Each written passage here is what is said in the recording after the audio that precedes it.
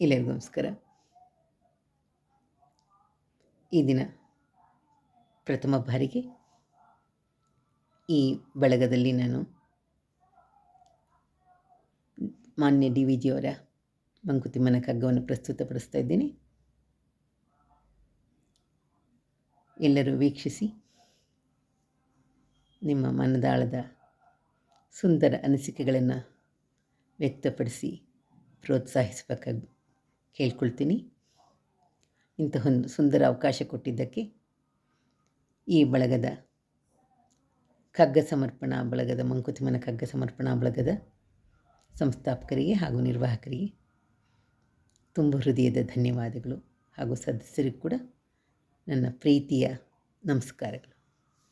ಈಗ ಪ್ರಪ್ರಥಮವಾಗಿ ನಾನು ಡಿ ವಿ ಜಿಯವರ ಮೊದಲ ಪದ್ಯವನ್ನು ಆಯ್ಕೆ ಮಾಡ್ಕೊಂಡಿದ್ದೀನಿ. ಪದ್ಯ 1ನೇ ಪದ್ಯ. ಯಾಕೆಂದರೆ ಅದು ನನಗೆ ತುಂಬ ಇಷ್ಟವಾದ ಪದ್ಯ. ಯಾಕೆಂದರೆ ನನ್ನ ಭಾವನೆಗಳು ಅದೇ ಭಗವಂತನ ಬಗ್ಗೆ. ಹಾಗಾಗಿ ಅದನ್ನೇ ನಾನು ತಗೊಂಡಿದ್ದೀನಿ. ಶ್ರೀ ವಿಷ್ಣು ವಿಶ್ವಾದಿಮೂಲ ಮಾಯಾಲೋಲ ದೇವ ಸರ್ವೇಶ ಪರಬ್ರಹ್ಮನೆಂದು ಜನಂ ಆವುದನು ಕಾಣದೊಡಮಳ್ತಿಯಿಂ ನಂಬಿಹುದೋ ಆ ವಿಚಿತ್ರಕ್ಕೆ ನಮಿಸೋ ಮಂಕುತಿಮ್ಮ. ಆವುದನು ಕಾಣದೊಡಮಳ್ತಿಯಿಂ ನಂಬಿಹುದೋ ಆ ವಿಚಿತ್ರಕ್ಕೆ ನಮಿಸೋ ಮಂಕುತಿಮ್ಮ. ಎಷ್ಟು ಸುಂದರವಾದ ಸಾಲುಗಳು ನೋಡಿ. ನಾವು ಭಗವಂತನನ್ನು ಪರಬ್ರಹ್ಮ, ಮಹಾವಿಷ್ಣು, ಮಾಯಾಲೋಲ ಇಂಥ ಹಲವಾರು ಹೆಸರುಗಳಿಂದ ಭಗವಂತನನ್ನು ಕರಿತೀವಿ. ಆದರೆ ಅವನನ್ನು ನಾವು ನೋಡಿಲ್ಲ, ಆದರೆ ಅವನನ್ನು ಹಲವಾರು ಹೆಸರುಗಳಿಂದ ಕರಿತೀವಿ. ಏನೆಂದರೆ ಅದಕ್ಕೆ ಕಾರಣ ಕೇವಲ ನಂಬಿಕೆ, ಭಕ್ತಿ. ಭಗವಂತ ಇದ್ದಾನೆ ಅವನು ಅನ್ನೋ ನಂಬಿಕೆ, ದೃಢವಾದ ಮನಸ್ಸಿನಿಂದ ಬಂದಂಥ ಸಂಸ್ಕಾರ, ಆ ನಂಬಿಕೆಯೇ ನಮಗೆ ಆಧಾರ. ಹಾಗಾಗಿ ಅಂತಹ ಒಂದು ಮಹಾನ್ ಶಕ್ತಿಗೆ ನೀನು ಶರಣಾಗು, ಆ ಕಾಣದ ಶಕ್ತಿಗೆ ನೀನು ಶರಣಾಗು ಅನ್ನೋದೇ ಈ ಪದ್ಯದ ಸಾರಾಂಶ. ಅದರ ಅರ್ಥ ಏನು ಅಂದರೆ ನೋಡಿ, ಭಗವಂತ ನಾವು ಆ ಕಾಣದ ಯಾವುದಕ್ಕಾದ್ರೂ ಒಂದು ಒಳ್ಳೆಯ ವಿಷಯಗಳಿಗೆ ಹೋಲಿಸ್ಬೇಕು ಅಂತಂದರೆ ದೇವರಂಥ ಮನುಷ್ಯ ಅಂತ ಹೇಳ್ತೀವಿ. ಒಳ್ಳೆಯ ಸ್ವಭಾವಕ್ಕೆ, ಒಳ್ಳೆಯ ವಸ್ತುಗಳಿಗೆ ದೇವರಂಥ ಮನುಷ್ಯ ಅಂತ ಹೇಳ್ತೀವಿ ಒಳ್ಳೆಯ ವ್ಯಕ್ತಿಯನ್ನು.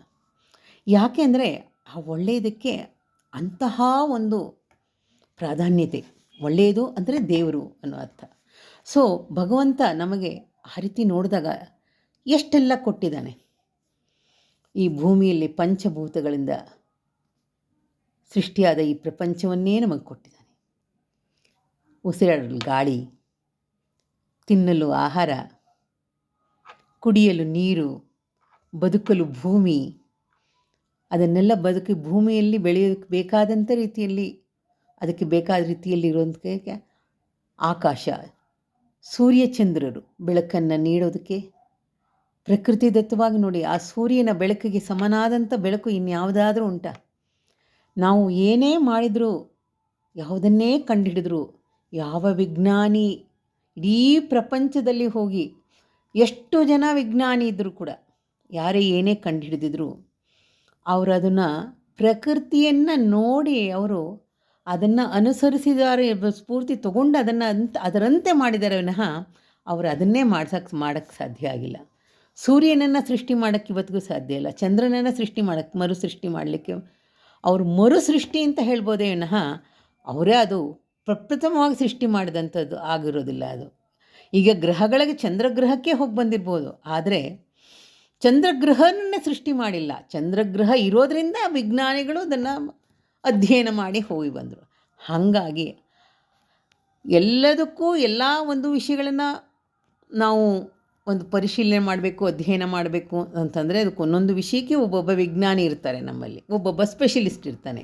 ಬೋನ್ ಸ್ಪೆಷಲಿಸ್ಟು, ಆರ್ಥೋಪೆಡಿಸ್ಟು, ಇನ್ನೊಂದು ಸ್ಪೆಷಲಿಸ್ಟು. ನಮಗೆ ಬೇಕಾದ ರೋಗಗಳನ್ನ ಇದು ಮಾಡೋದಕ್ಕೆ ನಾನಾ ವಿಧದ ರೀತಿಯಲ್ಲಿ ವೈದ್ಯರು, ನಾನಾ ವಿಧದಲ್ಲಿ ಒಂದು ಸಂಸ್ಥೆಯನ್ನು ಇದು ಮಾಡಬೇಕು, ವಿದ್ಯಾಸಂಸ್ಥೆಗೆ ಒಂದು ಪರಿಣಿತರು, ಹೀಗೆ ಒಂದೊಂದು ವಿಭಾಗಕ್ಕೆ ಒಬ್ಬೊಬ್ಬರು ಪರಿಣಿತರು ಬೇಕು.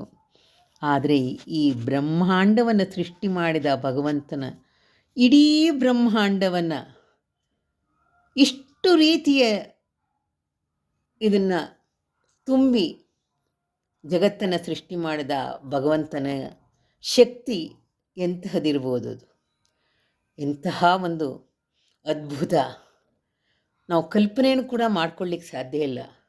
ನಾವು ಏನು ಕರೆದ್ರೂ ಪರವಾಗಿಲ್ಲ, ಆದರೆ ಆ ಮಹಾನ್ ಶಕ್ತಿಗೆ ತಲೆಬಾಗೋಣ, ಆ ಭಗವಂತನ ನಂಬೋಣ. ನಮ್ಮ ಕಣ್ಣೆದುರಿಗಿರೋ ಪ್ರಕೃತಿನೇ ನಮಗೆ ಸಾಕು ಭಗವಂತನ ಇರುವನ್ನು ತಿಳಿಸೋದಕ್ಕೆ. ಅದಕ್ಕೆ ಯಾಕೆಂದರೆ ನನಗೂ ಅದೇ ಭಾವ. ಈ ಮಧ್ಯದಲ್ಲಿ ಈ ಭಗವಂತನ ನಂಬಿಕೆ ಎನ್ನುವಂಥದ್ದು, ಎಷ್ಟೋ ಜನ ಭಗವಂತ ಇಲ್ಲ ಅಂತ ಆರ್ಗ್ಯೂ ಮಾಡ್ತಾರೆ. ಅದಕ್ಕೊಂದು ಸಣ್ಣ ಚುಟುಕವನ್ನು ನಾನು ಬರೆದಿದ್ದೆ ನಾನು ಹೈಸ್ಕೂಲಲ್ಲಿ ಇರಬೇಕಾದ್ರೆ. ದೇವರ ಕುರಿತಂತೆ, ದೇವರಿಲ್ಲೆಂದು ವಾದ ಮಾಡುತ್ತಾ ನಿಂತಿದ್ದ ನಾಸ್ತಿಕನೊಬ್ಬ ಯಾರು ನಂಬದೇ ಇರಲು ದೇವರಾಣೆಗೂ ದೇವರಿಲ್ಲಿಂದ ಅವನೊಬ್ಬ ಪೆದ್ದ. ನಮ್ಮಲ್ಲಿ ಆ ಬೇರು ಸಂಸ್ಕಾರ ಸಂಸ್ಕೃತಿಯಲ್ಲಿ ನಮಗೆ ಅದು ಬಂದುಬಿಟ್ಟಿರುತ್ತೆ. ನಾವು ಎಷ್ಟೇ ಮರಿತೀವಿ ಅಂತ ನಾವು ಬಲವಂತವಾಗಿ ನಾವು ಬೇರೆದನ್ನು ಅಳವಡಿಸ್ಕೊಳ್ತೀವಿ ಅಂದರೂ ಕೂಡ ನಮಗೆ ಗೊತ್ತಿಲ್ಲದಂಗೆ ನಾವು ಅದನ್ನು ಹೊರಗೆ ಹಾಕ್ತಿರ್ತೀವಿ ನಮ್ಮ ಭಾವನೆಗಳನ್ನು. ಹಾಗೆ ನಾವೆಷ್ಟೇ ದೇವರಿಲ್ಲ ಅಂತ ಆಣೆ ಮಾಡಿದ್ರು ಕೂಡ ಕಡೆಗೆ ದೇವರಿಲ್ಲ ಅಂತ ಆರ್ಗ್ಯೂ ಮಾಡಿದ್ರು, ಯಾವುದೋ ಒಂದು ಸಂದರ್ಭದಲ್ಲಿ ನಮ್ಮ ಅಮ್ಮನ ಆಣೆ, ನನ್ನ ದೇವರ ಆಣೆಗೂ ಯಾವುದನ್ನು ತನ್ನನ್ನು ಪ್ರತಿಪಾದಿಸ್ಕೋಬೇಕು ಅಂತ ಬಂದ ತಕ್ಷಣ ನಾವು ದೇವರನ್ನು ಮೊರೆ ಹೋಗ್ತೀವಿ. ಇದೇ ಆ ಭಗವಂತನ ಒಂದು ವಿಶೇಷತೆ. ಅದಕ್ಕೆ ಅದನ್ನು ಕುರಿತು ಒಂದು ನಾನು ಹಾಡನ್ನು ಬರೆದಿದ್ದೀನಿ. ಅದನ್ನು ಒಂದು ಸ್ವಲ್ಪ ಈ ದಿನ ಪ್ರಸ್ತುತಪಡಿಸ್ತಾ ಇದ್ದೇನೆ. ಈ ದಿನ ಒಂದು 4 ಸಾಲುಗಳನ್ನು ಹಾಡ್ತೇನೆ ಅದನ್ನು. ಅಂದರೆ ಭಗವಂತನ ಸೃಷ್ಟಿ ಒಂದೇ ಸಾಕು ನಮಗೆ, ಅವನನ್ನು ನಂಬೋದಕ್ಕೆ ಎದುರಿಗೆ ಕಾಣುವಂಥ ಪ್ರಕೃತಿಯೇ ಸಾಕು ಅನ್ನೋದೇ ಆ ಭಾವಾರ್ಥ ಕೂಡ.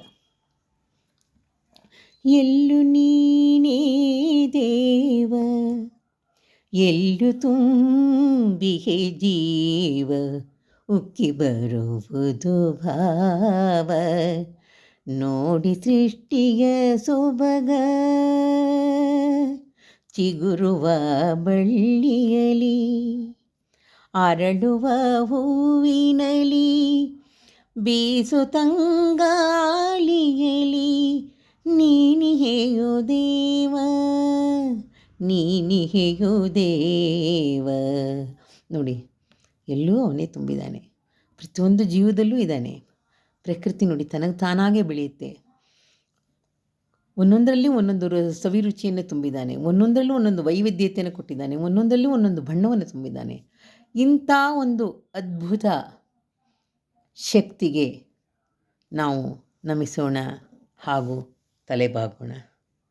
ಇದೇ ಇಂದಿನ ಮಾನ್ಯ DV ಜಿಯವರ ಮಂಕುತಿಮ್ಮನ ಕಗ್ಗದ ಭಾವಾರ್ಥ. ಧನ್ಯವಾದ.